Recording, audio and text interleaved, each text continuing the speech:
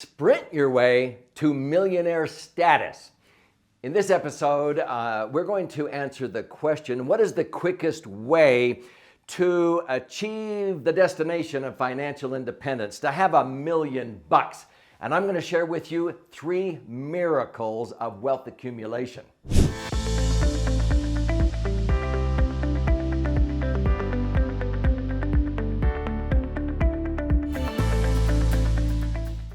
So my name's Doug Andrew, and what do I know? Well, I've been around the block for quite a while. I've actually been a financial strategist, a tax minimization specialist, retirement planning specialist for more than 45 years. I've been blessed to author 11 books thus far. My goal is to release a new book every single year the rest of my life. And I've learned a lot when helping people to become financially independent. So in this episode, I am going to use a metaphor of running a race. We'll call it the $1 Million Dash. And I'm going to share with you the difference between people who sort of have the goal of having financial independence. Let's just say it's $1 million, because I've always said every million that you can accumulate, I can show you how that million can generate $80,000 to $100,000 a year of tax-free cash flow for the rest of your life without depleting principal. And most financial advisors, for every million in the financial services industry, they can only illustrate 4% or $40,000 a year of income because of the average return that most advisors actually achieve for their clients in the market. It's a pathetic 3.5%. because people get emotionally involved buying and selling at the wrong times. This is a way that I've helped many people achieve millionaire status sooner than later, but not only have $1 million, but within 7 to 10 years have $2 million, then $4 million, then $8 million. And we started with maybe just $500,000, and it's doubled 4 times. And so every million can generate $80,000 to $100,000 a year of tax-free income. So let's call that the $1 Million Dash. And I'm going to share with you now why some people are crawling around that racetrack. Some are walking, and so it's going to take forever to have their $1 million. Some are jogging, but I would prefer to sprint. And I can show you how to get there so much faster and safer than most people who were crawling, walking, or jogging. You ready? So, what am I talking about when I say crawl, walk, or jog?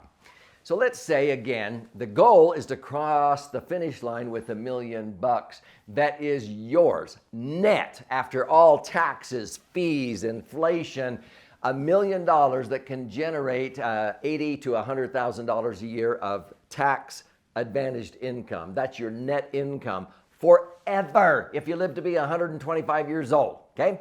The method that most people in America use, it's the worst way to say, but the most common way, is to crawl around that racetrack. What's that? A crawl investment would be putting money into a bank or a credit union earning 1 or 2% interest. Hello? I mean, you're rowing upstream at the rate of 1 or 2 miles an hour, and the current of inflation is coming down at 3, 4, 5, 6, 7, 8, 9, 10. You're going backwards. You're crawling to that finish line. And when you finally get there, $1 million isn't going to buy nearly what it could have bought if you would have crossed the finish line much sooner. You don't want to use a short-term savings vehicles for long-range goals. You use banks and credit unions for temporary holding accounts, but you don't want to stick money in there for the long term because it's pathetic. That's like crawling around the racetrack. Not only is it a pathetic rate of return, but you're having to pay tax every year on the interest statement on your tax return. So what's the next rung up on the ladder? It's those people who are walking around that racetrack. Now, walking would be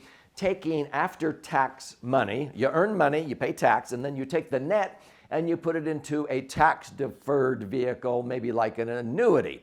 Now, an annuity is a savings account with an insurance company. They pass the safety test really well because most insurance companies are legal reserve insurance companies, and so they cross-insure each other.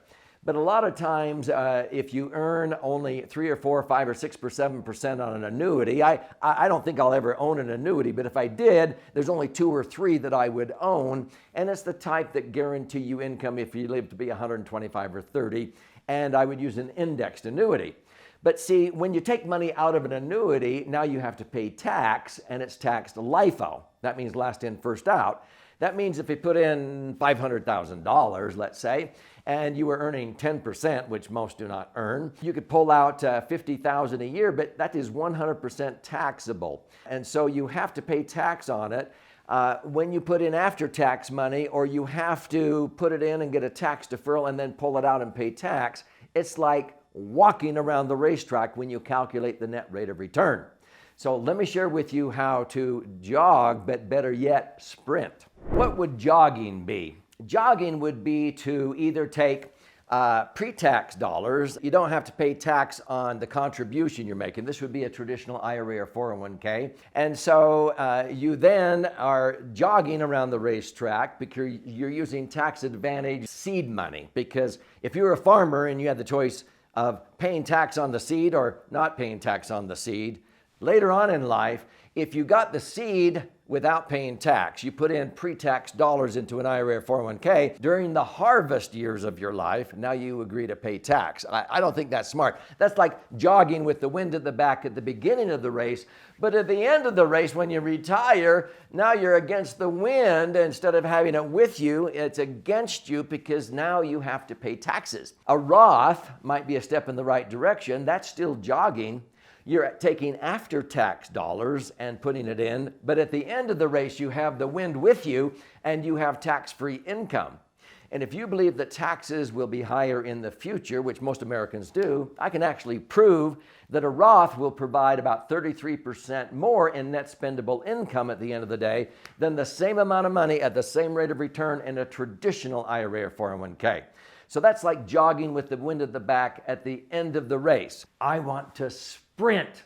So how do you do that? I have helped thousands of people sprint around that $1 million dash and cross the finish line way ahead of Roth IRAs or 401ks, traditional IRAs or 401ks, or sticking after-tax money into something like an annuity, or heaven forbid, crawling by having my money in a bank or credit union and using after-tax money and paying tax every year.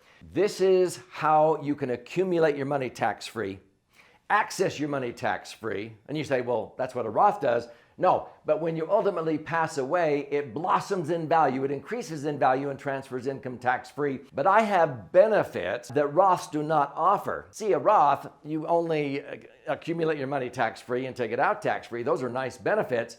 But my favorite vehicle, I wrote a book about. It's called the Laser Fund, and you can get a free copy of this. I'll pay for the book. You just pay $5.95 shipping and handling here, and you can click on the next episode and see how to do that. See, the Laser Fund is a properly structured insurance contract where I have averaged in the last 45 years 8.2%, okay? But the last 25 years using indexing, I've averaged 10.07%.